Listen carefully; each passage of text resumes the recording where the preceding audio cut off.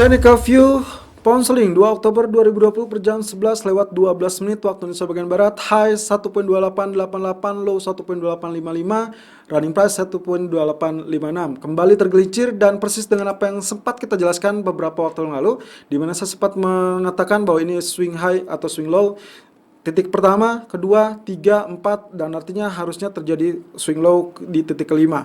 Meskipun kemarin sempat terjadi spike, tapi ternyata kenaikan tidak bertahan lama. Persis dengan apa yang sempat saya jelaskan kemarin di video outlook untuk pound sterling ataupun euro USD, di mana kalau misalkan ternyata walaupun dia menembus tapi tidak sustain di atas areal tersebut, bahkan tidak berhasil menembus areal abu-abu di 1.2990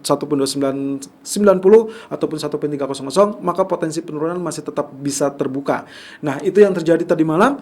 Ternyata setelah spike hingga kurang lebih 1.2977, which is good karena kemarin kita sempat melakukan buy terlebih dulu di teritori 1.2860 ataupun 1.2880. Lalu kemudian TP pertama, TP kedua saya rasa nyaris tersentuh, lalu kemudian collapse ya. Nah, untuk kali ini kita akan switch lagi ke strategi sell karena kemungkinan potensinya swing low untuk wave kelima ini masih bisa terjadi. Dan perhatikan zona support pertama 1.2803, support kedua 1.2720 dan support ketiga 1.2624. Saya rasa yang paling reasonable 1.2720 mungkin saja bisa tercipta atau sedikit di atasnya karena ini adalah MA200. Dan ingat, begitu dia tembus MA200 itu akan sangat kritikal karena kemungkinan potensi tekanan masih bisa mendominasi lebih lanjut.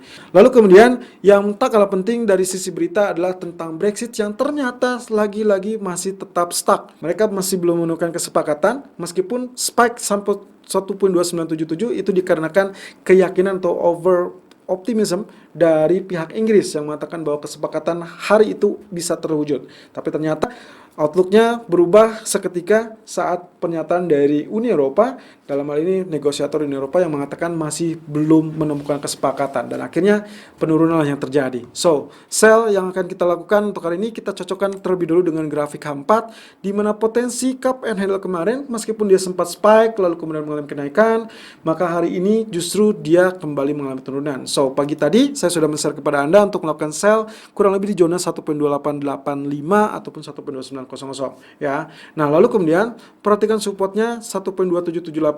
Ini adalah area historical price yang artinya saat dia menyentuh area ini bisa terjadi dua hal. Apakah dia melanjutkan penurunan atau dia akan rebound kembali sampai setidaknya 1.2880. Nah, itu yang akan menjadi pertanyaan kita di beberapa jam ke depan. Tapi untuk kali ini, pagi ini saya sudah sempat men-share dan kita coba tetap mempertahankan areal sell kita di 1.2885 ataupun 1.2900. Target pertamanya adalah 1.2828 dan juga target kedua 1.2778. Stop loss silakan gunakan di 1.2960. Selalu gunakan stop loss dan risk management sesuai dengan equity dan strategi trading Anda. Irfan untuk Agrodana.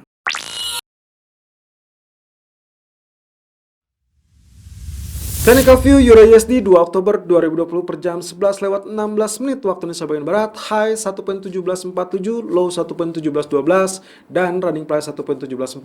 Tergelincir kembali persis dengan apa yang kita perkirakan kemarin dan match dengan area resisten zona abu-abu di 1.1753 ataupun 1.1768. Nah, teritori ini masih tetap menjadi acuan kita dikarenakan potensinya hanya dianggap sebagai area pullback setelah dia mengalami penembusan ini. So, dari dua candle terakhir pun menunjukkan potensi doji candle yang sangat menuntun kita untuk hari ini adalah melakukan atau tetap melakukan area sell. So, arealnya sudah turun, padahal tadi pagi kita sempat men-share tentang sell di kisaran 1.1743 ataupun 1.1760. Tapi sampai saat ini area tertinggi masih tertahan 1.1747. Tapi kita lihat ya, apakah akan terjadi swing high terlebih dulu seperti kemarin, di mana dalam 2 hari terakhir justru pergerakan cenderung dengan relatif terbatas volumenya. So, ada banyak hal yang akan terjadi hari ini, terutama tentang Euro Summit, Leader Summit hari ini, lalu kemudian juga ada non-farm payroll, yang terakhir juga Brexit yang juga tetap akan berpengaruh. So, itu yang memungkinkan bahwa Euro USD sampai detik ini range-nya cenderung terbatas karena mereka masih menantikan berita-berita yang cukup kuat tersebut. Dan juga ECB masih dalam dilematis apakah kebijakannya cenderung untuk memperkuat euro atau memang ini ditujukan untuk menghindari penguatan euro. Itu yang menjadi catatan khusus dari saya. Di grafik H4-nya sendiri Nah, areal yang kemarin sempat kita tandai juga masih tetap berlaku.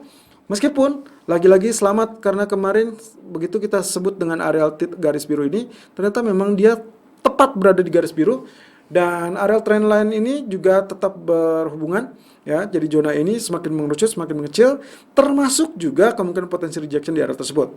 Nah, tapi juga jangan lupakan bahwa potensial double top itu tetap akan terjadi. Jadi kalau saya asumsikan kemarin swing high-nya saya asumsikan tidak ada, berarti real body-nya sesuai dengan kondisi dari double top itu sendiri. Yang artinya lagi, zona neckline akan berada di 1.1684. So, untuk hari ini kalau itu neckline ditembus 1.1684, Anda masih harus berwaspada karena kemungkinan potensi tergelincir masih bisa terjadi setidaknya setinggi dari double top tersebut di kisaran 1.1625 atau bahkan 1.1600. So, untuk pagi ini saya tetap berkomitmen untuk melakukan sell on pullback 1.1743 ataupun 1.1760. Target pertama adalah 1.1693 dan target kedua adalah 1.1653. Stop loss silakan gunakan di area 1.1618. Selalu gunakan stop loss dan risk management sesuai dengan equity dan strategi trading Anda. Irfan untuk Agrodana.